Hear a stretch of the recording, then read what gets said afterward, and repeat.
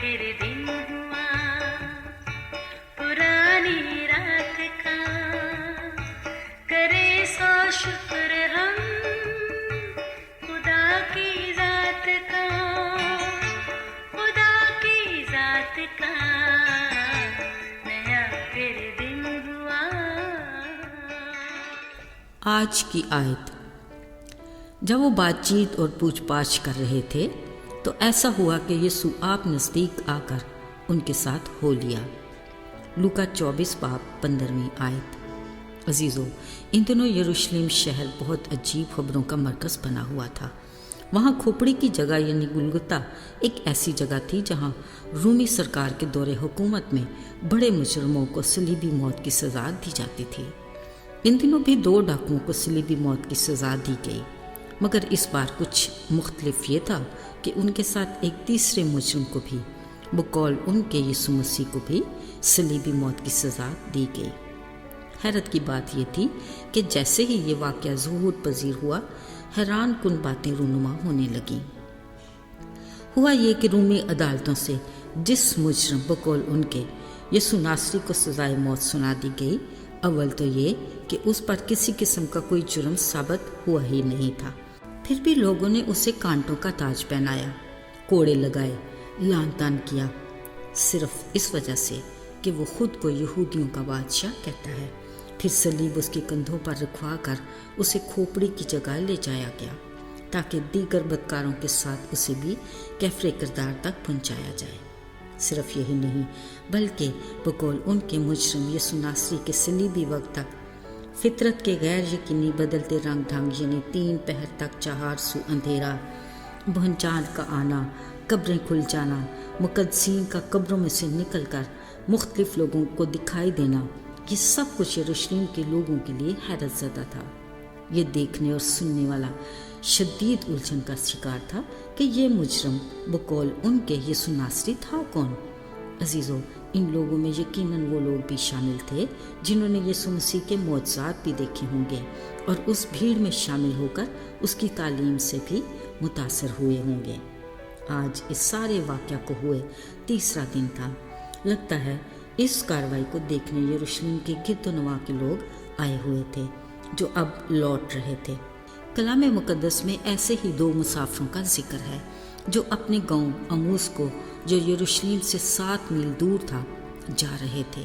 इनका भी मौज़ूए गुफ्तगू ये वाक़या ही था। अचानक उनके साथ एक तीसरा मुसाफिर आ मिला जो बज़ाहिर उनकी गुफ्तगू से ला इल्म था। उसने उन 2 से पूछा, ये क्या बातें हैं जो तुम चलते आपस में कर रहे हो? वो इसकी ला इल्मी से हैरान भी हुए और बरहम भी।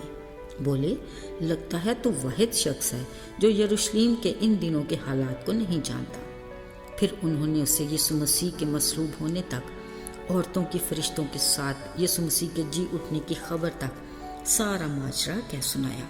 उन्होंने इस बात का भी इकरार किया कि यही यीशु नासरी सारी उम्मत के नज़दीक काम और कलाम में कुदरत वाला नबी था और हमें उम्मीद थी कि वो इसराइल को मखलसी देगा। अजीज़ों, उस तीसरे मुसाफिर ने ये सब कुछ सुनने के बाद कहा कि मसीह का दुख उठाकर अपने जलाल में दाखिल होना ज़रूर था, क्योंकि नबियों की वो सारी बातें जो उसके हक़ में होना थीं पूरी होना ज़रूर थीं। बिलाशुबा इस मुसाफिर की बातें उन दोनों के लिए वाज़ेह तो थीं, मगर वो इसको समझ न पाए। यूं ही बातें करते वो अपने गांव में दाखिल हुए। उन्हें तीसरे मुसाफिर के ढंग से लगा कि वो आगे बढ़ना चाहता है। उन्होंने उसे मेहमानदारी की खातिर रोक लिया। फिर जैसे ही वो खाना खाने बैठे, उस मुसाफिर ने रोटी ली, शुक्र करके तोड़ी और उन्हें दी। इस अंदाज से वो उसे पहचान के, मगर कलाम मुक़द्दस में लिखा है कि उसी पल वो उनकी नज़रों से गायब हो गया। बस वो उसी वक़्त उठकर यरूशलेम को लौट गए और उन 11 शागिर्दों को बताया कि बेशक खुदावंद जी उठा है। अजीज़ों, एक बार फिर यीशु ने ज़ाहिर होकर ये साबित किया कि वो जी उठा है। ये खबर यकीनन उसके परेशान हाल शागिर्दों के लिए खुशी, तसल्ली और इत्मीनान का बायस थी कि उनका उस्ताद यीशु मसीह अपने कहने के मुताबिक जी उठा है। अगरचे अपने कमज़ोर ईमान के बायस उनमें हिम्मत और दलेरी नहीं थी تاکہ وہ بند کمروں سے نکل کر لوگوں کو اس کے جی اٹھنے کی گواہی دے سکیں، مگر مایوس ہونے کی قطعاً ضرورت نہیں۔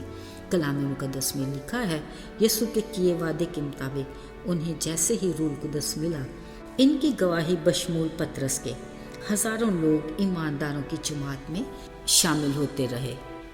عزیزو، اور یہ پہلی کلیسیا کی بنیاد رکھی گئی، اور اب تک نجات کے اسی پیغام کی بدولت مسیح کا بدن ترقی کرتا چلا آ رہا ہے، جس میں ہم بھی یقیناً شامل ہیں۔ عزیزو، آج ہمارے ہاتھوں میں خداوند کا کلام اپنے تمام تر ثبوتوں کے ساتھ موجود ہے کہ وہ جی اٹھا ہے، اور نجات کا پیغام ہمارے ایمان کی بنیاد ہے۔ مسیح میں نئی پیدائش کے ساتھ روح القدس ہمارا مددگار ہے، جو ہمیں دلیری دیتا ہے کہ آگے کو ہم اس کی نجات کے پیغام کو پھیلائیں، تاکہ گناہ کے مرض کے باعث دکھی انسانیت ہلاکت سے بچ کر ہمیشہ کی زندگی کے وارث بنے۔ عزیزو، دھیان رہے کوئی بھی خدا کی بادشاہی کی ضیافت سے باہر نہ رہ جائے۔ آئیے دعا کریں۔ اے خدا، تیری بے انتہا محبت کے لیے ہم تیرے شکر گزار ہیں۔ ہمیں دلیری دے کہ ہم نجات کے کام کو آگے بڑھا سکیں۔ یسوع کے نام میں آمین۔